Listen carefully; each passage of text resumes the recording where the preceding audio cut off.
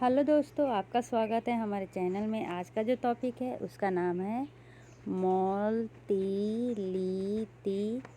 Disorder of oesophagus. ठीक है, इसमें हम कौन कौन सा टॉपिक डिस्कस करेंगे। इसमें मेनली एचलासिया कार्डिया इसके अंदर आता है। दूसरा डिफ्यूज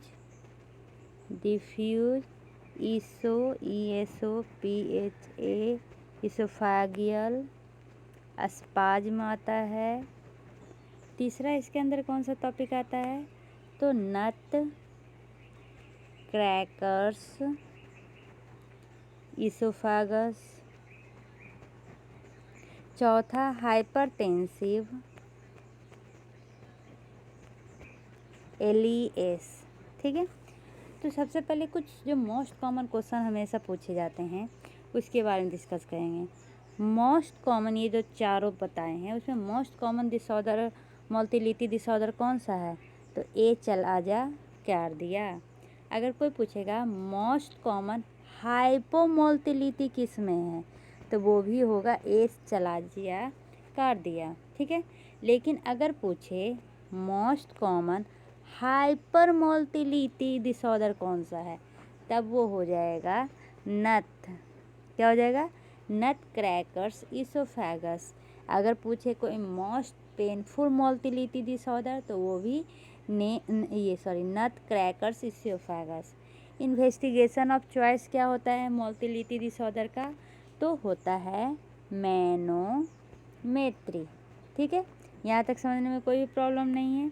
चलिए अब एक एक करके डिस्कस करते हैं। सबसे पहले एचलासिया कार्डिया, इसमें क्या होता है, जो हमारा जैसे कि ये हमारा क्या है, इसोफेगस है। यहाँ पर अपर स्फिंक्टर होता है, यहाँ पे लोअर स्फिंक्टर होता है। लोअर स्फिंक्टर कॉन्ट्रैक्ट तो करता है लेकिन रिलैक्सेशन में फेलुअर हो जाता है। तो ये mainly absence of lower oesophageal sphincter relaxation के कारण होता है। ये मेल और फीमेल में इक्वल देखा जाता है।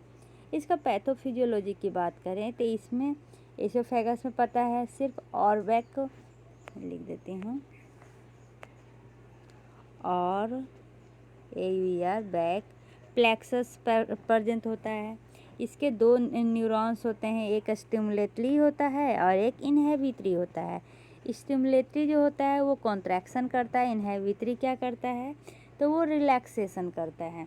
ठीक है, एचलासिया कार्डिया में ये जो इनहिबिटरी न्यूरॉन्स है ना, इनका लॉस हो जाता है। ठीक है, जिसके कारण एलिएस का रिलैक्सेशन देखने को मिलता है। इसके क्लासिकल फीचर्स में मोस्ट कॉमन क्या होगा, निगलने में प्रॉब्लम, क्योंकि जो भी खाना जाएगा यहाँ पर ये रिलैक्सेशन फेलवर के कारण जो भी खाना जाएगा वो यहाँ पर रुक जाएगा, जिसके कारण ये निगलने में प्रॉब्लम होगा, धीरे धीरे जाएगा। तो डिस्फेगिया और उसके कारण वेट लॉस होता है। लिक्विड ज़्यादा देखने को मिलते हैं एज कंपेरिजन टू सॉलिड। इसमें आपको त्रायाद देखने को मिलेगा क्लिनिकल फीचर, एक तो डिस्फेगिया, दूसरा रिगरगिटेशन, अब यहाँ पर खाना है तो बार बार आपके मुंह में आएगा ही, रिगरगिटेशन, और तीसरा वेट लॉस।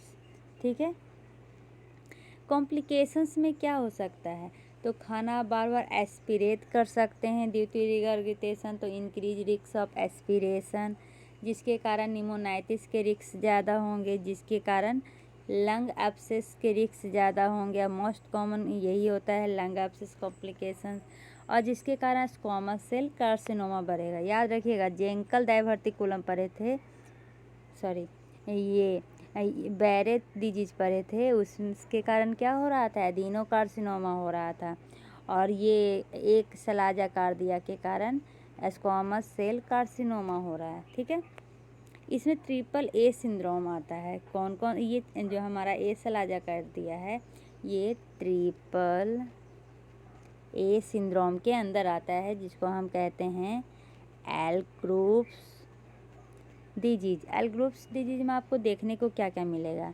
एक तो चलाजिया, दूसरा अलाक्रीमिया,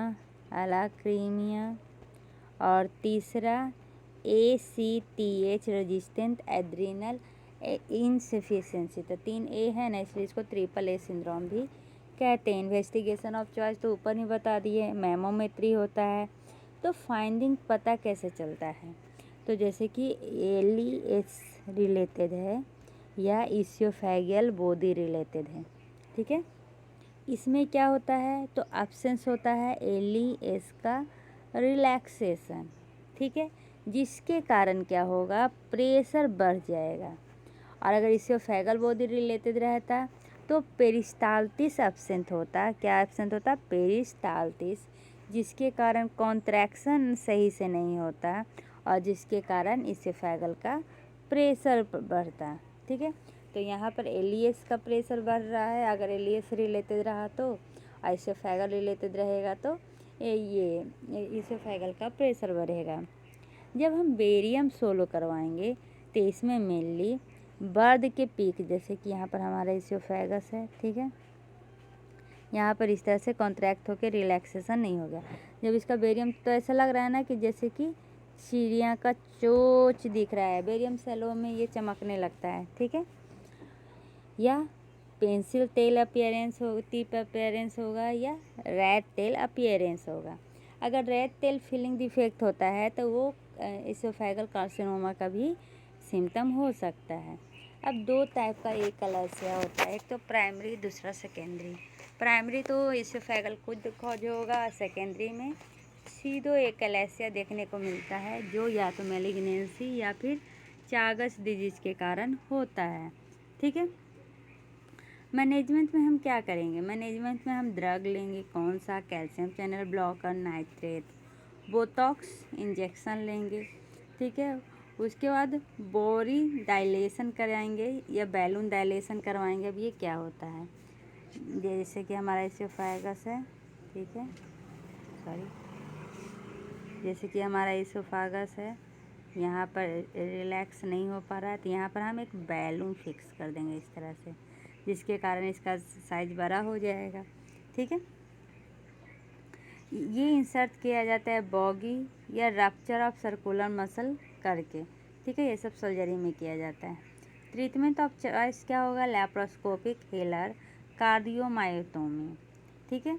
इसमें 1 सेंटीमीटर ऊपर स्टोमक के क्या किया जाता है, एक्सटेंड किया जाता है। आफ्टर हेलर कार्डियोमायोटोमी पार्शियल फंडोस्कोपी किया जाता है, जिसमें 2 फंडोस्कोपी या टॉपिक फंडोस्कोपी होता है। फंडोस्कोपी के बारे में अपर इसोफेगल स्फिंक्टर रिलेटेड डिसऑर्डर में मैंने पढ़ाया है, ठीक है।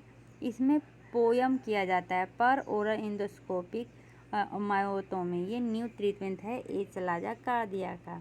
क्रोनिक केसेज में क्या करेंगे, तो मेनली क्रोनिक केसेज में मासिव डायलेशन करते हैं इसोफेगस का, मेगा इसोफेगस हो जाता है, सिग्मॉइड इसोफेगस हो जाता है, जिसके कारण हमें उसे काटना पड़ता है, इसोफेगेक्टोमी करेंगे, ठीक है। कितने टाइप का इसोफेगल कॉन्ट्रैक्शन होता है, मेनली 3 टाइप का, प्राइमरी, सेकेंडरी या फिर टर्शियरी। प्राइमरी, सेकेंडरी या फिर टर्शियरी। प्राइमरी में क्या देखने को मिलेगा, तो प्रोग्रेसिव कॉन्ट्रैक्शन होगा। ट्रिगर्ड कैसे होगा, तो बाई सॉलोइंग, ठीक है। टर्शियरी में नॉन प्रोग्रेसिव होगा, नॉन पेरिस्टाल्टिस कॉन्ट्रैक्शन होगा, ठीक है। और सेकेंडरी में प्रोग्रेसिव होगा। तो इस तरह से कर सकते हैं प्राइमरी, सेकेंडरी, टर्शियरी।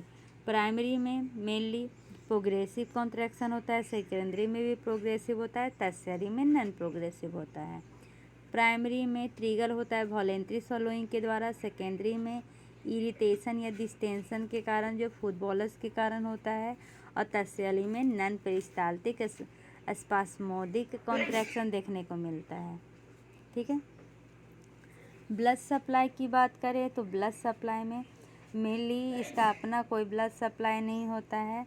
इसमें लोअर नेक का inferior thyroid artery, thorax, behind trachea का ब्रैकियल आर्टरी और below T4 anterior to aorta का direct branches from aorta, near diaphragm inferior phrenic artery और near GE junction left gastric artery, इतने होते हैं, ठीक है। ये आर्टरीज है वो पेनिट्रेट करता है मस्कुलरिस में एट राइट एंगल। अब दूसरा डिजीज में आते हैं जिसका क्या नाम था, डिफ्यूज इसियोफेगल, DIFFUS, डिफ्यूज इसोफाजियल अस्पाज्म। ठीक है, ये मेनली क्यों होता है, अभी प्राइमरी सेकेंडरी और टर्शियरी कॉन्ट्रैक्शन बताया, तो ये मेनली टर्शियरी कॉन्ट्रैक्शन के कारण होता है। अब टर्शियरी कॉन्ट्रैक्शन में क्या था, ये नॉन प्रोग्रेसिव है और इसमें नॉन पेरिस्टाल्टिक स्पास्मोटिक कॉन्ट्रैक्शन देखने को मिलेगा।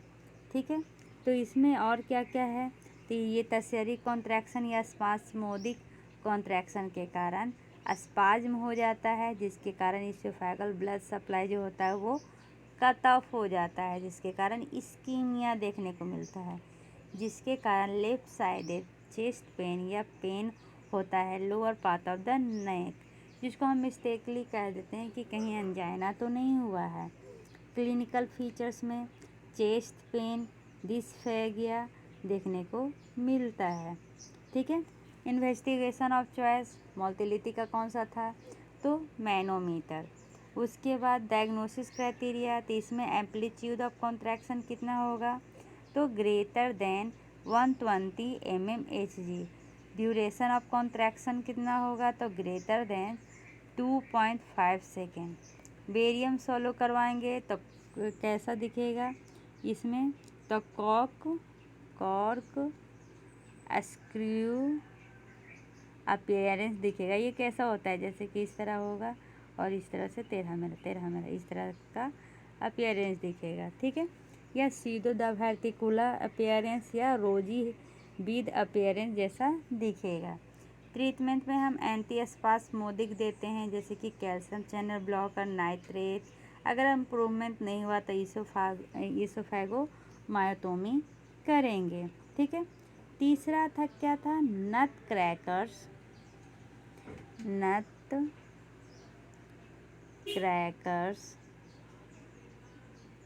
इसोफागस। इसमें क्या है, ये most common hyper motility disorder है, most common painful motility disorder है। इसमें मेनली चेस्ट पेन और डिस्फेगिया देखने को मिलेगा। इन्वेस्टिगेशन ऑफ चॉइस में मैमोमेट्री होंगे। डायग्नोस्टिक क्राइटेरिया में एम्पलीट्यूड ऑफ कॉन्ट्रैक्शन 180 mm से ज़्यादा होगा। ड्यूरेशन ऑफ कॉन्ट्रैक्शन 6 सेकंड से ज़्यादा होगा। ठीक है, ट्रीटमेंट में क्या होगा, तो एंटी स्पास्मोटिक ही देंगे और अगर इम्प्रूव नहीं हुआ तो सेम इसोफेगोटोमी करें। चलिए पीपीटी से देख लेते हैं। Type of oesophageal contraction mainly primary, secondary और टर्शियरी होता है। प्राइमरी जो होता है प्रोपल्सिव होता है, सेकेंडरी भी प्रोपल्सिव होता है, लेकिन टर्शियरी क्या होता है, नॉन प्रोपल्सिव होता है। ठीक है, प्राइमरी और सेकेंडरी में कौन कौन से डिसऑर्डर होंगे, तो जो प्राइमरी जो इसोफेगस के कारण होगा वो होगा एचलैजिया, diffuse oesophageal spasm, nutcracker oesophagus और हाइपरटेंसिव एलियस।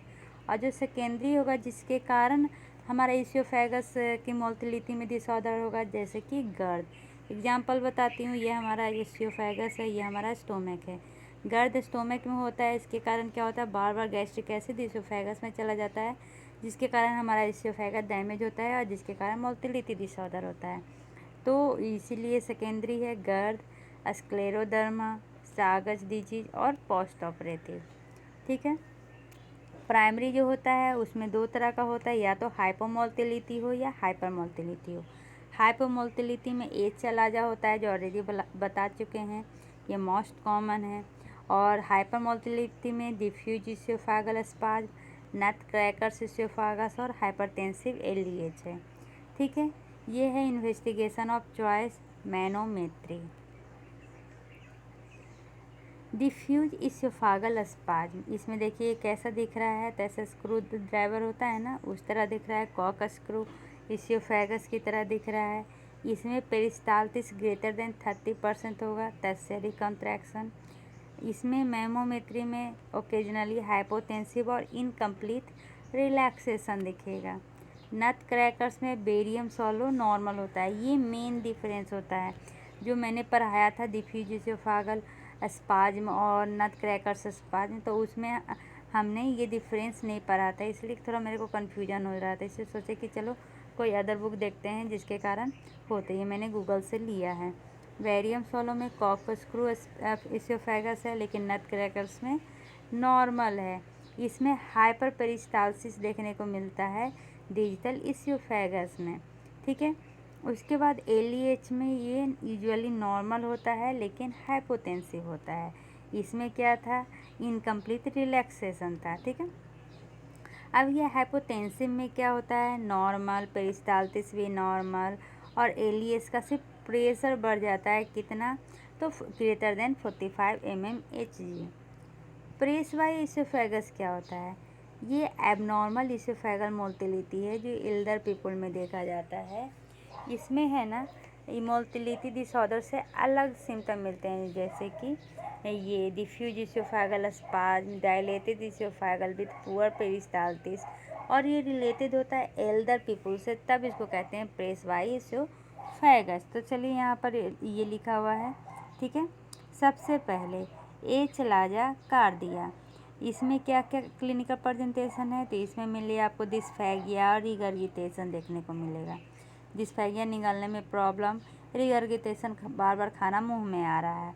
तो इसमें बेरियम सोलो में डायलेटेड इसोफेगस दिखेंगे, ठीक है, और उसमें बर्ड पीक अपीयरेंस रहेगा। ये याद रखिएगा, कैसा रहेगा, बर्ड पीक अपीयरेंस रहेगा। डिफ्यूज इसोफेगल में एक तो आपको डिस्फेगिया होगा और एडिनोफेगिया होगा, मतलब कि पेन करेगा। इसमें पेरिस्टाल्टिस मूवमेंट एब्सेंट होता है क्योंकि स्पाज्म जकड़ गया है। जो रिपीटेटिव होता है वो ग्रेटर देन 30% होता है। Non tertiary non propulsive contraction होता है, इसमें कॉर्कस्क्रू अपीयरेंस देखने को मिलेगा, ठीक है। Presby mainly elder people में देखा गया है। इसमें पेरिस्टाल्टिस वीक हो जाते हैं और टर्शियरी कंट्रैक्शन देखने को मिलता है। स्क्लेरोडर्मा, इसमें क्या होता है, एट्रोफी हो जाता है स्मूथ मसल का और रिप्लेसमेंट हो जाता है फाइब्रस टिश्यू का। इसमें डिस्फेगिया और रिफ्लक्स देखने को मिलेगा। ये dilated atonic lower two third of esophagus में देखने को मिलेगा।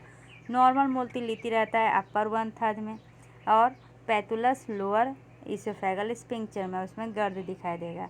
रिफ्लक्स इसोफेगाइटिस, इसमें डिस्फेगिया, रिगर्गिटेशन और हार्टबर्न तीनों मिलेगा।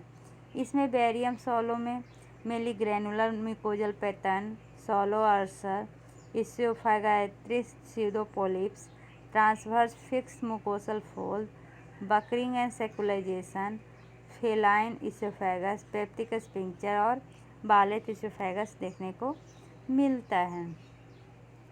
Post operative secondary diffuse oesophagus spasm कौन सा है, तो इसमें मेनली लेप्रोस्कोपी के बाद जो नीसन फंडोस्कोपी करते हैं ना, उसमें देखा जाता है। तो इसमें इस तरह का दिखता है, ठीक है। एचलेजिया कार्डिया, इसका अगर कहें तो इसमें hypoperistalsis, incomplete relaxation of lower oesophageal sphincter देखने को मिलता है। चलेजिया दो तरह का होता है, प्राइमरी और सेकेंडरी। प्राइमरी में ऑर्वैक का रीजनरेशन होता है, सेकेंडरी नियोप्लास्टिक, चागस या पोस्ट ऑपरेटिव के कारण देखने को मिलता है, ठीक है। इसका प्राइमरी में अगर क्लिनिकल प्रेजेंटेशन कहें तो ये 1 साल से ज़्यादा और रिगर्गिटेशन देखने को मिलेगा। सेकेंडरी में कहें तो ये शॉर्ट ड्यूरेशन होता है, 6 मंथ से कम, और इसमें एडिनोफेगिया देखने को मिलता है, ठीक है। एज तो प्राइमरी मेनली 30 से 50 साल, सेकेंडरी ग्रेटर देन 60 से, ठीक है। जेंडर की बात करें तो मेल और फीमेल में ज़्यादा मिलता है। कॉम्प्लिकेशंस में एस्पिरेशन निमोनिया और इसोफेगल कार्सिनोमा। इसोफेगल निमोनिया में देखो यहाँ पे इस तरह का दिखता है, यहाँ देखिए ये जो है ना इस तरह का ये दिख रहा है, ठीक है। और ये देखिए यहाँ पर लिखा हुआ, इधर इसका अगर हम चेस्ट पीए करें तो मीडियास्टिनल वाइडनिंग देखने को मिलेगा, जिसमें डबल काउंटर होता है मीडियास्टिनल बॉर्डर पे। मीडियास्टिनल एयर फ्लूइड लेवल देखने को मिलेगा। उसके बाद रिप्लेसमेंट होंगे ये जाइगस इसोफेगल रेसेस का, एंटीरियर बोइंग होंगे ट्रैकिया का, एब्सेंट गैस्ट्रिक बबल्स देखने को मिलेगा। बेरियम सोलो में डायलेटेड इसोफेगस होगा, अर्ली माइल्ड और लेटर मार्क्ड जैसे कि सिग्मोइड शेप्ड अपीयरेंस देखने को मिलेगा। वीडियो फ्लोरोस्कोपी में पेरिस्टाल्टिस मूवमेंट एब्सेंट होंगे। इसोफेगियल मैमोमेट्री में इनकम्प्लीट रिलैक्सेशन देखने को मिलेगा। ये है ए जाइगो इसोफेगर रैश। देखिए यहाँ पर परछाई जैसा दिख रहा है, ठीक है। कहाँ पर दिख रहा है ये मेनली पिक्चर्स यहाँ पे दिख रहे हैं, ये देखिए, ठीक है।